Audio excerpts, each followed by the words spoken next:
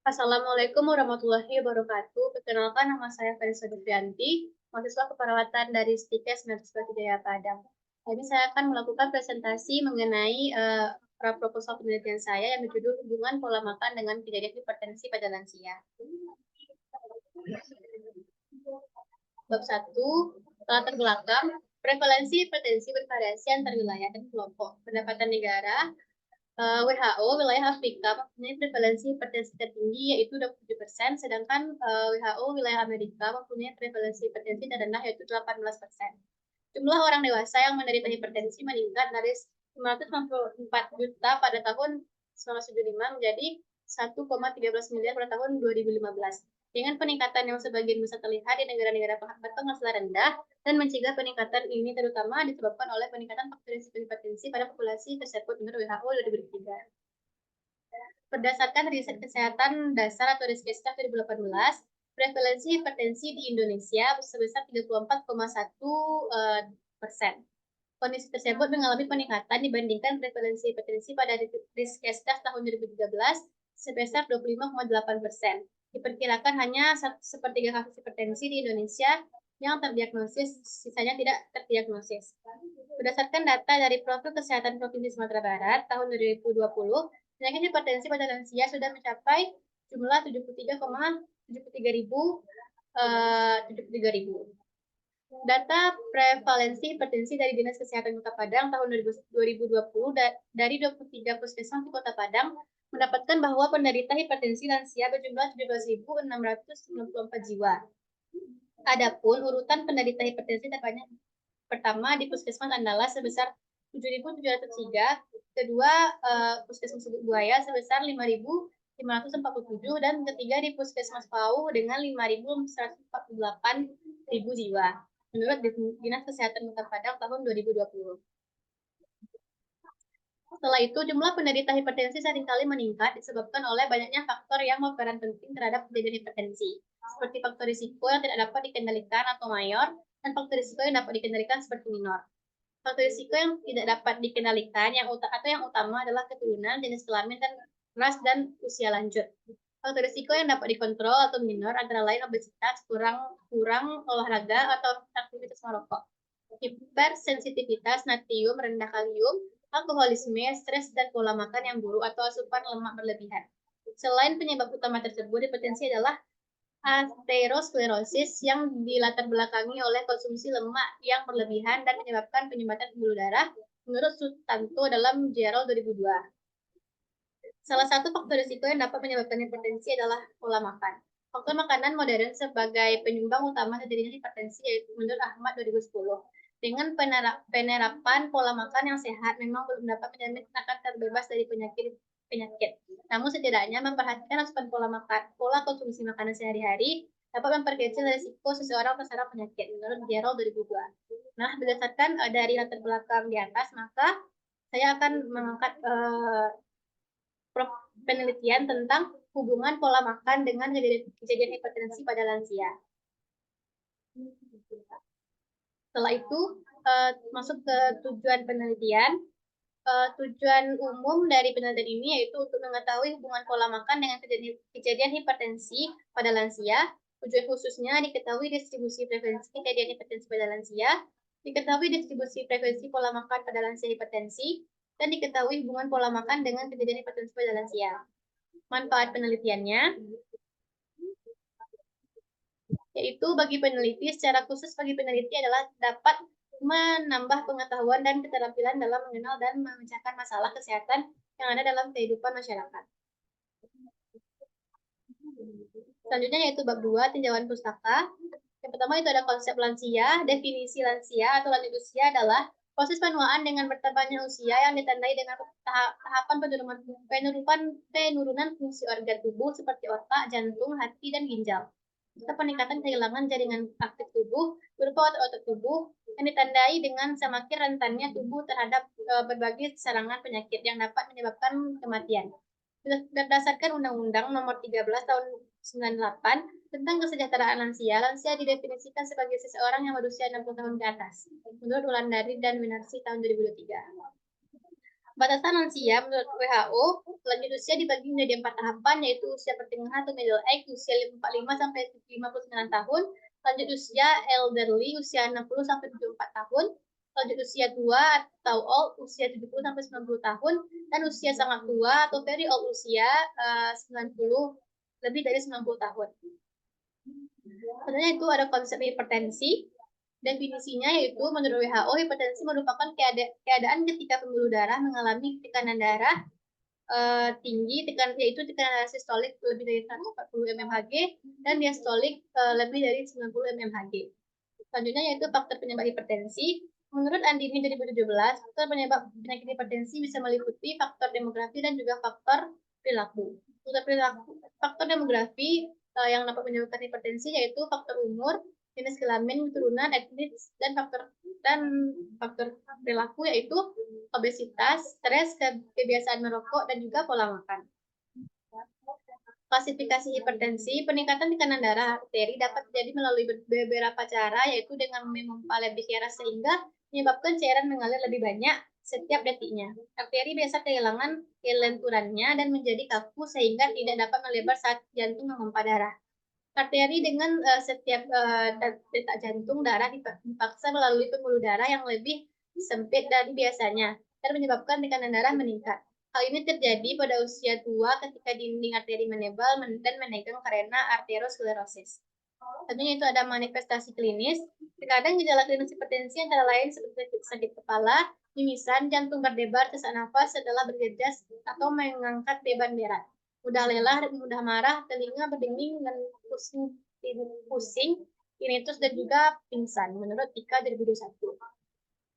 Selanjutnya itu ada komplikasi menurut Ardiansyah dalam Riswanda 2002. Komplikasi dari hipertensi antara lain stroke, infark miokard, gagal ginjal, ensefalopati atau kerusakan otak, kejang pada ibu hamil dan dengan preeklamsia. Selanjutnya itu ada klasifikasi hipertensi menurut WHO 2013. Tekanan darah diklasifikasikan normal jika tekanan darah sistolik kurang lebih 120 mmHg dan tekanan darah diastolik kurang lebih 80 mmHg. Seorang tergolong hipertensi jika tekanan darah sistolik lebih dari 140 mmHg dan tekanan darah diastolik lebih dari 90 mmHg. Menurut Perhimpunan Dokter Hipertensi Indonesia, ada klasifikasi lainnya yang seperti optimal, yaitu tekanan darah sistolik. Selanjutnya yaitu ada konsep pola makan, yaitu yang pertama definisi pola makan adalah kebiasaan, yaitu jumlah, jenis, dan frekuensi atau variasi pola makan. Nilai gizi yang cukup harus menjadi prioritas dalam menentukan makanan.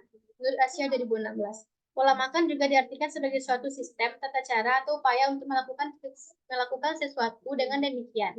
Dengan demikian, pola makan sehat dapat diartikan sebagai kebiasaan atau upaya melakukan tindakan makan sehat. Nutrisi juga menentukan kesehatan tubuh.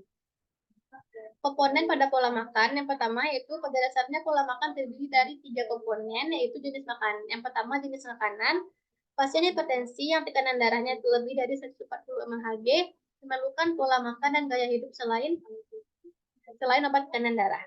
Penyesuaian menu makanan sangat dianjurkan bagi penderita hipertensi untuk menghindari dan membatasi makanan yang dapat meningkatkan kolesterol darah dan tekanan darah untuk mencegah stroke atau serangan jantung. Jumlah makanan, yang kedua yaitu ada jumlah makanan. Untuk mencukupi kebutuhan yang sehat, maka lansia harus mendapatkan istirahat yang cukup, menjadwalkan olahraga, dan mengkonsumsi jenis makanan yang sehat. Kalori yang dianjurkan untuk lansia sebesar 55-60%, protein 0,8 gram per kilogram berat badan per hari, lemak kurang dari 30%, vitamin A, B12, dan C, serta asupan mineral yang cukup. Yang ketiga yaitu ada frekuensi makanan. Bagi penderita tekanan darah tinggi atau hipertensi, pola makan tinggi kalium, magnesium, kalsium, dan natrium sangat dianjurkan untuk pencegahan dan pengobatan tekanan darah tinggi. Selanjutnya itu ada faktor yang mempengaruhi pola makan. Motivasi diri, emosi, dan dukungan keluarga merupakan faktor yang mempengaruhi kebiasaan makan lansia menurut Mariam 2008. Jenis yang selanjutnya itu adalah jenis-jenis diet hipertensi. Yang pertama ada diet atau dietary approaches to stop hypertension. Kedua ada diet tinggi serat dan diet rendah garam. Selanjutnya itu kita masuk pada bab 3, yaitu kerangka konseptual. Sini ada kerangka teori. Menurut Andini 2017, faktor penyebab hipertensi ada 2 jenis, yaitu faktor demografi dan juga faktor perilaku. Faktor demografi antara lain umur, jenis kelamin, genetik, dan juga etnis. Dan faktor perilaku yaitu obesitas, stres, merokok, konsumsi alkohol, dan juga pola makan. Sini saya mengambil untuk faktornya yaitu pola makan dengan kejadiannya yaitu hipertensi. Selanjutnya itu ada kerangka konsep.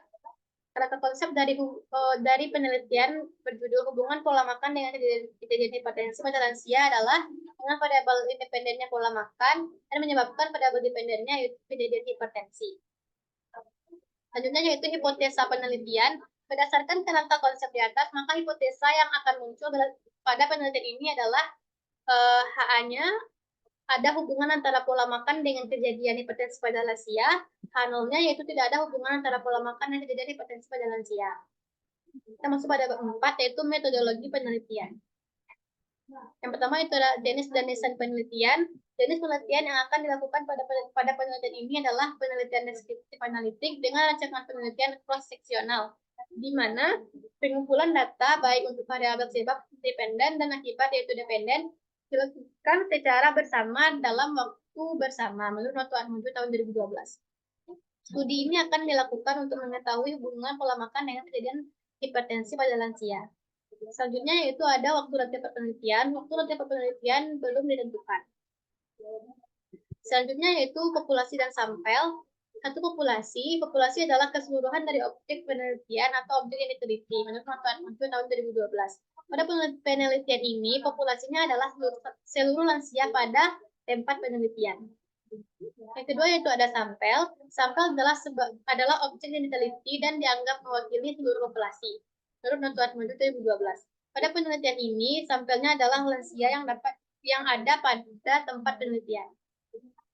Yang ketiga yaitu ada teknik sampling. Teknik sampling yang akan dilakukan pada penelitian ini adalah accident sampling, yaitu suatu teknik pengambilan sampel yang kebetulan ada dan tersedia pada saat penelitian dilakukan. Adapun kriteria sampel pada penelitian ini yaitu kriteria inklusi, yaitu lansia berumur 60-75 tahun, mampu berkomunikasi dengan baik, bersedia jadi responden. Kriteria eksklusi, lansia yang mengalami gangguan pendengaran dan penglihatan. Dan selanjutnya itu ada variabel penelitian. Variabel penelitian adalah karakteristik atau atribut yang dapat diukur atau diamati tentang seseorang atau organisasi dengan beberapa variasi yang diakui peneliti sebagai pengajaran, dan dari situlah diambil kesimpulan. Variabel dalam penelitian ini terdiri dari variabel bebas dan variabel eterika. Selama penelitian ada variabel-variabel tertentu yang harus ditentukan sebelum perolehan atau pengumpulan data dapat dimulai. Manipulasi variabel diperlukan untuk menentukan jenis, ukuran, dan dimensi variabel yang dimasukkan dalam penelitian menurut Sugiono 2019. Variabel independen pada penelitian ini yaitu pola makan. Variabel dependen pada penelitian ini yaitu kejadian hipertensi. Selanjutnya masuk ke definisi operasional. Di sini terdapat yang pertama yaitu ada kejadian hipertensi dengan definisinya keadaan ketika pembuluh darah mengalami tekanan darah tinggi. Tekanan darah sistolik lebih dari 140 mmHg dan diastolik lebih dari 90 mmHg. Alat ukurnya itu tensimeter dan stetoskop. Cara ukurnya mengukur tekanan darah. Hasil ukurnya itu tidak terjadi hipertensi jika tekanan darah sistolik kurang dari 120 mmHg dan tekanan darah diastolik kurang dari 80 mmHg. Hipertensi jika tekanan darah sistolik kurang dari 140 mmHg dan tekanan darah diastolik lebih dari 90 mmHg dengan skala ukur yaitu ordinal. Kedua yaitu ada pola makan. Definisinya jenis makanan pemicu hipertensi yang dikonsumsi oleh penderita. Alat ukurnya yaitu kuesioner. Cara ukurnya wawancara. Hasil ukurnya yaitu pola makan baik dan pola makan tidak baik dengan skala ukurnya itu ordinal. Selanjutnya itu ada etika penelitian. Itu ada instrumen penelitian. Instrumen penelitian yang digunakan pada penelitian ini adalah beberapa kuesioner yang baku dengan jumlah pertanyaan tertulis yang digunakan digunakan pada penelitian adalah berupa kuesioner yang baku dengan jumlah pertanyaan tertulis yang digunakan untuk memperoleh suatu informasi dari responden dan juga menggunakan lembar checklist untuk melihat kelengkapan data responden. Yang pertama itu instrumen A. Kuesioner A berisi tentang karakteristik responden yang meliputi inisial, nama, usia, jenis kelamin, pendidikan, dan pekerjaan. Yang kedua itu ada instrumen B pada variabel independen yaitu pola makan instrumen atau alat ukur yang digunakan adalah berupa kuesioner. Yang instrumen C yaitu pada variabel dependen yaitu kejadian hipertensi menggunakan instrumen alat tensimeter, stetoskop, dan lembar checklist. Selanjutnya itu ada etika penelitian, yaitu terdapat informed consent tanpa nama atau anonim, kerahasiaan atau confidentially, manfaat yaitu beneficient, dan juga keadilan atau justice. Kemudian itu ada teknik pengumpulan data. Pertama ada data primer, yaitu sumber yang secara langsung memberikan informasi pada peneliti tentang informan yang mempunyai pengetahuan jelas dan rinci tentang masalah yang diselidiki. Informan adalah orang yang dapat memberikan informasi mengenai situasi dan keadaan penelitian. Menurut Salam 2017. Data sekunder yaitu data berasal dari bahan pustaka. Data yang dikumpulkan peneliti ini untuk mendukung sumber pertama. Data sekunder pada lansia dapat dilihat dari buku kesejahteraan lanjut usia menurut Setiadi 2013. Nah, data sekunder ini yang dikumpulkan pada penelitian ini adalah lansia pada tempat penelitian. Selanjutnya yaitu ada teknik pengolahan data. Di antaranya ada pemeriksaan data atau editing, pengkodean data atau coding, pemasukan data atau entry data, pemasihan data atau cleaning data, dan juga ada penghitungan data. Selanjutnya itu ada analisa data, yaitu analisa univariat. Analisa univariat ini adalah untuk mendeskripsikan masing-masing variabel yang diteliti. Analisis univariat dapat dilakukan dengan cara statistik deskriptif berupa distribusi frekuensi dan presentasi dari masing-masing variabel penelitian. Selanjutnya ada analisa bivariat, yaitu analisa bivariat mencari hubungan variabel independen dengan variabel dependen. Teknik analisa digunakan adalah chi-square, yaitu mencari hubungan dan membuktikan masing-masing hubungan dua variabel dengan menggunakan komputerisasi dengan tingkat kepercayaan yang 95%. Perhitungan dapat dilakukan secara manual. Kesimpulan diambil dengan membandingkan HA dan H0 pada taraf kepercayaan A 0,05 dan derajat kebebasan yaitu DK1 bila C kuadrat hitung dengan C kuadrat tabel, maka hipotesis diterima yang artinya ada hubungan variabel independen dengan variabel dependen. Sebaliknya bila C kuadrat hitung dengan C kuadrat tabel, maka hipotesis ditolak, artinya tidak ada hubungan variabel independen dengan variabel dependen menurut Sugiono 2012. Baiklah, hanya sekian presentasi saya mengenai proposal penelitian saya. Jika ada salah, saya mohon maaf. Sekian, terima kasih. Assalamualaikum warahmatullahi wabarakatuh.